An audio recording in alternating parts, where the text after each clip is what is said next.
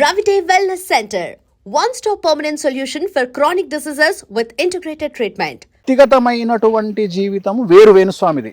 వేణుస్వామికి ఉండే సర్కిల్ వేరు, వేణుస్వామికి ఉండే వ్యక్తిగతమైన మౌత్ పబ్లిసిటీ వేరు, వేణుస్వామి స్టాండర్డ్స్ వేరు, జనాల్లో మీడియాలో వచ్చేటువంటి వార్తల్లో ఉండే వేణుస్వామి వేరు. కానీ జనాలు కోరుకుంటారు సార్, అంటే వేణుస్వామి గారు పర్సనాలిటీ ఎలా ఉంటుంది. ఇప్పుడు మీరు ఒకటి చెప్పారు, ఇందాక ఒక సీన్ టీవీలో కామెడీ సీన్ పెట్టుకొని 2 పెగ్గులు వేసుకుని నవ్వుతానని చెప్పారు. కానీ వేణుస్వామి గారు అంత మనస్ఫూర్తిగా నవ్వడం ఎవరు చూడలే. నా ఇష్టం అది.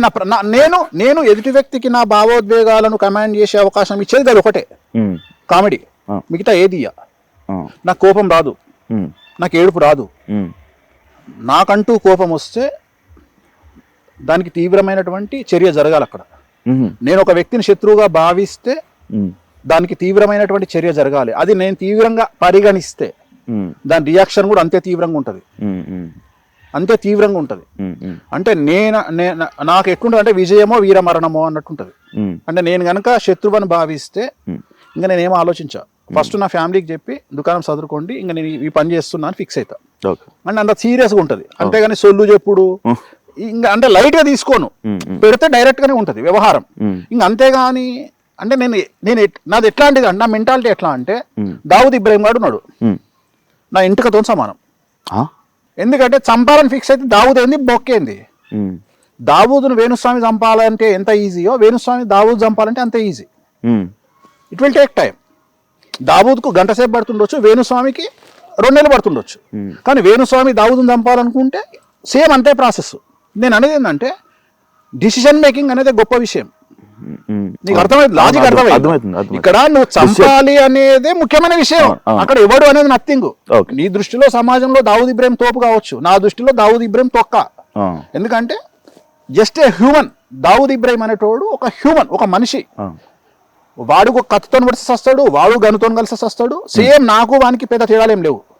సో నేను అనేది ఏంటంటే చంపడం అనేది ఇట్ ఈజ్ ఏ ఛాయ్ తాగడం కంటే సింపుల్ థింగ్. నిర్ణయం గొప్పది, చంపాలని మనం తీసుకునే నిర్ణయం గొప్పది. చంపడం చాలా ఈజీ. సో నేను దీనికి భయపడా. అంటే చంపడము ఇవన్నీ భయపడ నేను. ఇవి బట్టలు ఇప్పుడు చంపడము, నా గురించి నెగిటివ్గా టీవీలలో వేయడము, ఇవన్నీ బిస్కెట్. నాకు light light light light light light light. నేను దేనికి ఇంపార్టెన్స్ ఇస్తా అంటే, ఒక లగ్జరీ కార్లో తిరిగినవా లేదా, నీకు నచ్చిన దేశం పోయినవా లేదా, నీకు నచ్చిన పర్ఫ్యూమ్ కొట్టుకున్నావా లేదా, నీకు నచ్చిన చెప్పులు వేసుకున్నావా లేదా, నీ కోరికలు తీర్చుకున్నావా లేదా. నాకు ఇవి ఇంపార్టెంట్. మీరు మంచి బ్రాండ్లు చూస్తారు కదా. నేను బ్రాండ్లు చూస్తా. బ్రాండ్ నువ్వు first build your brand, then use your brand. First నీ బ్రాండ్ శివ అంటే తోపు, తర్వాత శివ ఒక రేంజ్ రోవర్ కొనుక్కోవాలి, తర్వాత శివ ఎల్వి చెప్పులు వేసుకోవాలి. అంతేగాని శివ ఏ రేంజ్కి ఎదగాలంటే, శివ ఫస్ట్ కాపీ బ్యాగ్ వేసుకున్నా అది జెన్యూన్ అని నమ్మే స్థాయికి శివ ఎదిగిండు అంటే శివ అంత తోపిగా ఇవ్వలేడుగా. నీకు లాజిక్ అర్థమైందా? అర్థం. అంటే శివ 3,000 రూపాయల ఎల్వి చెప్పులు వేసుకున్నా జనాలు శివని ఏం చూసినా ఏంద్రాడు ఎల్వి చెప్పులు వేసిండ్రా అంటే, నీ మీద నమ్మకం ఉంటే నువ్వు వేసిన పనికి మన చెప్పులైనా బ్రాండ్ కింద కన్వర్ట్ అవుతాయి. సో అది నేను నమ్ముతా. నువ్వు నీ బ్రాండ్ని పెంచుకున్నాక నువ్వు ఏది వేసుకున్నా నడుస్తుంది. అవును. సో నేను అనేది అది. నువ్వు ఎంజాయ్ ఉన్నది దేనికి నాన్న? లైఫ్. ఇప్పుడు డబ్బు సంపాదించినావు, ఒక స్టేజ్ వచ్చినాక డబ్బు సంపాదించినాక ఏమవుతుంది? అంతకుముందు 1,000 రూపాయల చెప్పులు వేసుకున్నావు, తర్వాత 50,000 చెప్పులు వేసుకున్నావు. అంతకుముందుకు రాయల్ స్టాక్ తాగేవాడివి 1,000 రూపాయల బాటిల్, తర్వాత 10,000 బాటిల్ తాగుతావు గ్లెన్ఫిడిచ్. అంతకుముందు పర్ఫ్యూమ్ సూపర్ మనకు బేగం బజార్లో 100 రూపాయల పర్ఫ్యూమ్ కొట్టుకునేవాడివి 10,000 పర్ఫ్యూమ్ కొట్టుకుంటావు. సో అంతకుముందు నార్మల్ హుడీ వేసుకునేవాడివి, తర్వాత బ్రాండెడ్ హుడీ వేసుకుంటావు. అంతే కదా నీ లైఫ్లో. ఇంకా అంతకంటే మీకేదే ఉంది ఇంకా జీవితంలో? అంతకుముందు క్రెటా కార్ నడిపించుకునేటోడివి, తర్వాత రేంజ్ రోవర్ కొంటావు, లేదా BMW X1 X2 కొంటావు. నిజంగా క్రెటానే సార్. అదే చెప్తున్నా, అంటే నువ్వు కొంటావు. నీ రాశి ఏంది? మేషరాశి. కొద్దిగా బ్యాటింగ్ ఉంది నీకు, ఫైనాన్షియల్ బ్యాటింగ్ ఉంది. It will take time. ఇంకొక 2 years పడుతుంది కార్ మార్చడానికి. సార్ ఇప్పుడు అవును, అదే దాని గురించి దాని గురించి మాట్లాడదాం. సో అదే ఇప్పుడు రేపు ఏలినాశనం పోయింది. ఇప్పుడు నీకు శని పోయేటప్పుడు మంచిగా కారు ఇచ్చిపోతాడు. ఏం కావాలన్నా శివ అంటాడు, సార్ ఏముందండి శని గారు ఒక BMW X1 ఇవ్వండి, X7 ఇవ్వండి అంటే ఇచ్చిపోతాడు. సో ఇంతకంటే ఏముంటది లైఫ్ లో?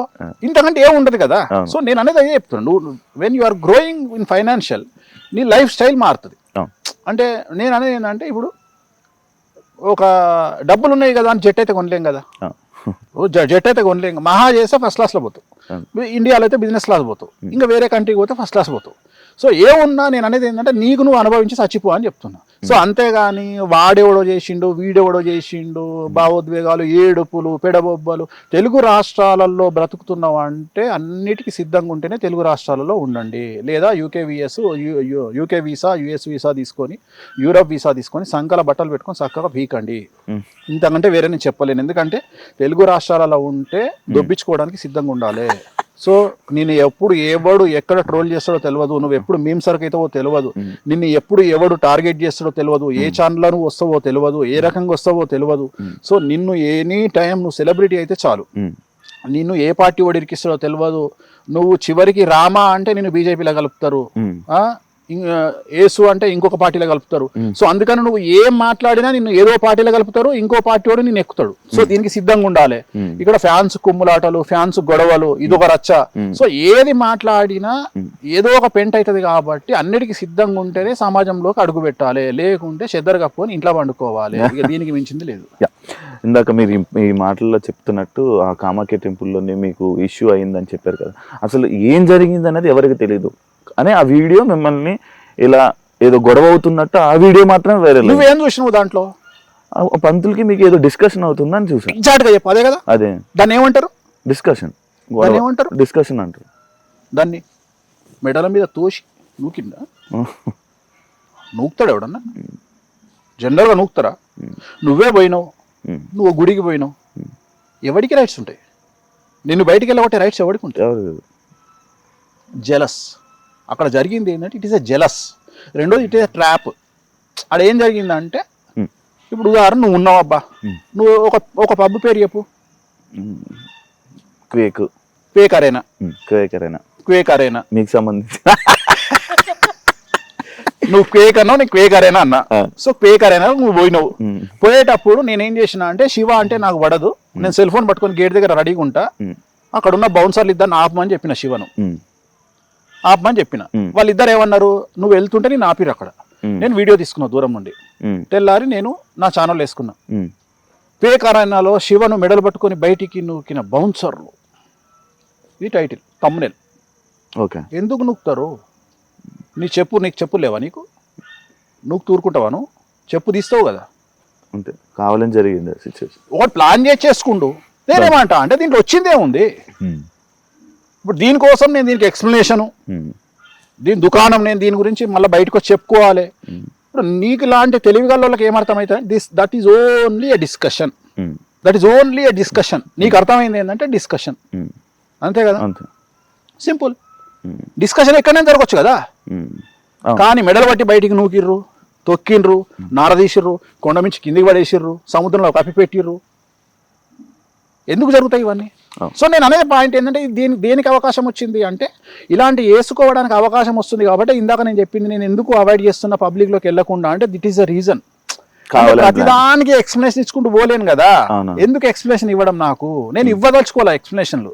నేను అనేది ఏంటంటే, నా లైఫ్ ఏందో నాకు నేను అనుకున్నది ఏం తెలుసా, వెరీ క్లియర్. నేను జనాల్ని పిచ్చోళ్ళం చేయాలని, జనాలు అంటే నా గురించి నెగిటివ్గా మాట్లాడే వాళ్ళను పిచ్చోళ్ళం చేయాలి అని ఫిక్స్ అయినా. కాన్సెప్ట్ అర్థం కాలేదు సార్. నేను నా గురించి నెగిటివ్గా మాట్లాడే వాళ్ళను పిచ్చోళ్ళం చేయాలి అని ఫిక్స్ అయినా. ఓకే. ఎట్లా అంటే, నువ్వు చూస్తున్నవన్నీ చెడే నా గురించి, అవేమి నిజాలు కావు. నెగిటివ్గా నా గురించి ప్రాపగండా, అవేమి నిజాలు కావు. నిజాలు కానప్పుడు ఏమవుతుంది? జనాలు ఏం రియాక్ట్ అవుతారు? ఇప్పుడు ఉదాహరణ చెప్తా నీకు. ఇప్పుడు తిరుపతి వెంకటేశ్వర స్వామి దేవాలయంలో కొబ్బరికాయ కొడతారు అని నేను చెప్పింది అనుకో, లేకపోతే నువ్వే చెప్పినావు అనుకో, శివ చెప్పిండు టీవీలో, తిరుపతి దేవాలయంలో కొబ్బరికాయలు కొడుతున్నారు అన్నాడు అనుకో, ఫస్ట్ జనాలు ఏం చేస్తారు? నమ్ముతారు. నమ్మి వెళ్ళి చూడడం ట్రై చేస్తారు. తిరుపతిలో కొబ్బరికాయలు కొడతారా? కొట్టరు. జనాలు చూసి ఏమనుకుంటారు? అప్పుడు ఏదో ఎవడవుతాడు? శివ అవుతాడు. నీకు లాజిక్ అర్థం? అదే నువ్వు నీ ఛానల్లో, ఇదే ఐ డ్రీమ్ ఛానల్లో తిరుపతికి దేవాలయంలో కొబ్బరికాయలు కొడుతున్నారు అని నువ్వు పెట్టినావబ్బా. అవును అదే. ఫస్ట్ జనాలు ఇక్కడ నమ్మేశారు, తిరుపతికి పోయి చూసిర్రు, కొబ్బరికాయలు కొడతలేరు కదా తిరుపతిలో, శివగాడేంద్రా కొబ్బరికాయలు కొడుతుండని వేసిండు అంటే అప్పుడు ఏదో ఎవడేండు? యాక్చువల్లీ వాళ్ళు జనాలు అవుతారు కదా. నేను ఏదో చెప్పేశాను, నువ్వే అవుతావు, నేను నమ్మరు కదా. నీ క్రెడిబిలిటీ పోయింది కదా. నెక్స్ట్ టైం నుంచి నమ్మరు. ఇది కావాలి నాకు, ఇదే కావాలి. కానీ మీకు ఎంత నెగిటివిటీ ఉన్నా, ఎంత మీ గురించి ఎన్ని రూమర్లు నడిచినా, ఏమి నడిచినా మీ దగ్గరికే జనం వస్తున్నారు. ఎందుకు? నాకున్న పిఆర్, నా మౌత్ పబ్లిసిటీ నా దగ్గర, నేను నా నిజాయితీ నమ్ముతున్నారు కాబట్టి జనాలు, నా నిజాయితీని నమ్ముతున్నారు కాబట్టి జనాలు. ఎందుకంటే నేను చెప్పే దేవాలయాలలో ఎక్కడైతే దేవాలయాలు, రాజరప్ప కానీ, హిమాచల్ ప్రదేశ్ కానీ, కామాఖ్య కానీ, తారాపీఠ్ కానీ, నేను ఏ దేవాలయాల గురించి మాట్లాడుతున్నానో ఆ దేవాలయాలలో జరుగుతున్నటువంటి తంత్ర మార్గం గురించి మాట్లాడుతున్నానో, అక్కడ జరిగేటువంటి దేవాలయాలన్నిట్లలో వామాచార విధానంలో అక్కడ తంత్ర మార్గం, వామాచారం అంటే తంత్ర మార్గంలో నాన్ వెజ్ లిక్కర్ ఉంటుంది అని చిన్నపిల్లగాని అడిగినా చెప్తారు. లేదు అని ఇక్కడ మాట్లాడే వాళ్ళు జనాలు వెళ్ళి డిసైడ్ చేసుకొని వచ్చిన తర్వాత వాళ్ళకు క్లారిటీ వస్తుంది. అంటే ఇన్ని రోజులు వేణుస్వామి చెప్పింది నిజం, మనం కూడా ఎదవలమైనము అన్న చూసి, సో వేణుస్వామి చెప్పింది నిజం, వేణుస్వామి నిజాలే మాట్లాడుతుండు, మనమే ఎదవలమైనమని చెప్పి జనాలు క్లారిటీ తెచ్చుకుంటారు. కామాఖ్య పోయినా, రాజరప్ప పోయినా, తారాపీఠ్ పోయినా, ఎక్కడికి పోయినా కానీ వాళ్ళకు క్లారిటీ వస్తుంది, ఇక్కడ జరిగేటువంటి తంతు ఇది అని వాళ్ళకు క్లారిటీ వచ్చింది. దానివల్ల ఏమవుతుంది అంటే డైరెక్ట్ నమ్మడం కంటే కూడా మంచి స్నేహితం కంటే గొడవలైనటువంటి స్నేహితులుగా మారిన వాళ్ళు చాలా రోజులు కలిసి ఉంటారు, అట్లనే చాలా స్ట్రాంగ్ ఉంటారు. అట్లనే నన్ను నెగిటివ్గా భావించి, నన్ను ఒక వెధవ కింద భావించిన వాళ్ళు నా నిజాయితీ తెలిసిన తర్వాత నా నుండి దూరం పోవడానికి ఇష్టపడట్లేదు. సో ఇది నాకు బాగా హెల్ప్ అవుతుంది. సో అందుకనే నేను ఎంత నెగిటివ్ వచ్చినా ఐ ఫీల్ వెరీ హ్యాపీ. ఏంది అంటే ఇంకా పెరుగుతుంది నా పిఆర్. అంటే నాకు ఎంత నెగిటివ్ వస్తే అక్కడికి వచ్చిన తర్వాత అంత క్లారిటీ వస్తుంది, అంత క్లారిటీ. అక్కడికి వెళ్ళి చూసుకొని ఏం చెప్పింది రైట్ అనుకుని మళ్ళీ మీ దగ్గరకు. ఇప్పుడు ఎక్కడో పార్టీ అవుతుంది నాకు తెలిసిన ఒక అమ్మాయి, ఒక హీరోయిన్ పార్టీ చేసుకుంటుంటే ఎవడో ఫోన్ చేసి అక్కడ డ్రగ్స్ వాడుతున్నారు అన్నారు. అమ్మాయి దగ్గరికి వెళ్ళి తీరా చూస్తే డ్రగ్స్ లేవు, ఏం లేవు అక్కడ. పాపం ఆ పిల్ల ఏదో దీవాళి ఫంక్షన్ చేసుకుంటుంది. సో తీరా చూస్తే అక్కడ ఏం లేదనేటప్పుడు పోలీసు వాళ్ళకి ఒక క్లారిటీ వచ్చింది, ఈ అమ్మాయిని ఎవరో టార్గెట్ చేస్తున్నారు అని. అట్లనే జనాలు కూడా ఒక క్లారిటీ వచ్చింది, ఏంటి అంటే ఇది వాంటెడ్లీ జరుగుతున్న వ్యవహారము, దీంట్లో వేణుస్వామిది ఏం తప్పు లేదు, వేణుస్వామి వెరీ క్లియర్గా ఉన్నాడు ఈ సబ్జెక్ట్లో, ఇది నిజాలు చెప్తున్నాడు వేణుస్వామి, కామాఖ్య గురించి నిజాలు చెప్తున్నాడు, మటన్ గురించి నిజాలు చెప్తున్నాడు, మందు గురించి నిజాలు చెప్తున్నాడు. రెండోది వేణుస్వామి జనరల్గా అందరూ దొంగలు, ఎవరైనా మందు తాగేవాడు వేరే కమ్యూనిటీ వాళ్ళు కూడా తప్పించుకొని తిరుగుతారు. అట్లాంటిది వేణుస్వామి నేను మందు తాగుతాం, మాంసం తింటా అంటే తప్పే ఉంది, ఈ జనరేషన్లో తింటే తప్పే ఉంది. ఇప్పుడు మనం ప్రసాదం రూపంలో తింటున్నాము, ఇవాళ మనం వాడే మెడిసిన్లో కూడా డ్రగ్స్ ఉంటాయి, మన స్టెరాయిడ్స్ ఉంటాయి. సో వాటి వల్ల మనకు సైడ్ ఎఫెక్ట్ కూడా ఉంటాయి, బట్ మనం తొందరగా కోలుకోవాలంటే వాటిని వాడతాము. అట్లనే ఈ మన ఇట్లాంటి అమ్మవారిని పూజించడం వల్ల మనకు కావాల్సినటువంటి లబ్ధి చేకూరుతుంది. సో తప్పేం లేదు, వేణుస్వామి నిజాలే చెప్తున్నాడు అని ఒక క్లారిటీకి వస్తున్నారు. సో దానివల్ల నాకేం ప్రాబ్లం లేదు. నేను అనేది ఏంటంటే, నేను ఎప్పుడు భయపడతా అంటే, నేను సమాజానికి, శాస్త్రానికి, తంత్ర మార్గానికి, అమ్మవార్లకు వ్యతిరేకమైనటువంటి పనులు చేసినప్పుడు నిజంగానే ఖచ్చితంగా నాకు భయం ఉంటుంది. రెండవది, నేను ఎక్కువ కాలం సమాజంలో మనుగడ సాగించలేను. ఎందుకంటే మనతో మాట్లాడుతున్న వ్యక్తి ఎక్కడ కెమెరా పెట్టుకొచ్చిండు, సెల్ ఫోన్ల కెమెరా ఉందా, చెప్పుల కెమెరా ఉందా, తలకాయ కెమెరా ఉందా, గుండీల కెమెరా ఉందా తెలియనప్పుడు నేను నిజంగానే లంగ పనులు చేస్తే ఈ పాటికి నాది వెండి తెర మీద ఐమాక్స్ వేసి చూపిద్దురు. వేణుస్వామి చేసే లంగ పనులు ఇన్ని రోజులు ఎందుకు ఏం దొరుకుతలేవు అంటే నేను ఏం చేస్తలేను కాబట్టి. నిజంగానే వేణుస్వామి లంగ పనులు చేస్తే ఎంతసేపు దొరకబట్టడానికి? ఎవడు ఇప్పుడు నేనున్న శివని టార్గెట్ చేయాలంటే 10 రోజులు నాది కాదనుకుంటే శివ ఎన్నిసార్లు పోతాడు బాత్రూమ్లో అనేది కూడా నేను ఇన్ఫర్మేషన్ తెచ్చుకోగలుగుతా నాకున్న ఇన్ఫ్లుయెన్స్కు. అది నీకు వర్తిస్తుంది, నాకు వర్తిస్తుంది. నన్ను నువ్వు టార్గెట్ చేసినా నీకు అంతే వర్తిస్తుంది, నేను టార్గెట్ చేసినా అంతే. నువ్వు ఎన్నిసార్లు ఆవలిస్తున్నావు కూడా నేను లెక్క పెట్టగలుగుతా నాకున్న ఇన్ఫర్మేషన్ బట్టి. సో పెద్ద విషయం ఏముంది, ఇక్కడ ఎవరు శుద్ధపూస కాదు కదా. నీకు వ్యక్తిగతమైన జీవితం ఉంటుంది, నాకు వ్యక్తిగతమైన జీవితం ఉంటుంది. సో నేను బౌండరీస్కి లోబడి నా పనులు నేను చేసుకుంటున్నా, నేను ఎక్కడ తప్పులు చేయట్లా. నేను సమాజానికి విరుద్ధం, నేను రేపులు, మర్డర్లు, మానభంగాలు చేస్తే నన్ను సేమ్ యాసిడ్ శిక్షిస్తుంది న్యాయస్థానం. నేను అట్లాంటి పనులు చేయట్లా. నేను నా సబ్జెక్టుకు లోబడి, నాకున్నటువంటి చరిత్రకు లోబడి, శాస్త్రానికి లోబడి నా పనులు నేను చేసుకుంటున్నా. నేను ఎక్కడా తప్పుడు పనులు చేయట్లా.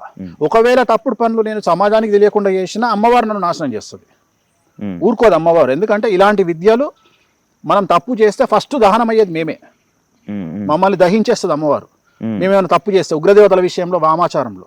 సో అందుకని మేము తప్పులు చెయ్యం ఎక్కడ. అలా మా జోలికి వస్తే కూడా అమ్మవాళ్ళు ఊరుకోరు. ఎందుకంటే అందుకనే మా జోలికి రారు ఎవ్వరు. జనరల్గా వామాచార తంత్ర మార్గంలో ఉండే వాళ్ళ జోలికి ఎందుకు పోరు అంటే, ఇది ఎందుకు రా వీళ్ళతో తలకాయ నొప్పి, వీళ్ళు ఉగ్రదేవతలను పూజిస్తారు, డేంజర్, వీళ్ళతో పోవద్దు. ఎందుకంటే మేము ఊరుకున్న అమ్మవాళ్ళు ఊరుకోరు. అందుకని మేము జనరల్గా ఎవరి జోలికి పోము, మేము వ్యక్తిగతంగా నా పని నేను చేసుకుంటా. సో దానివల్ల నాకు వచ్చే నష్టమేం లేదు.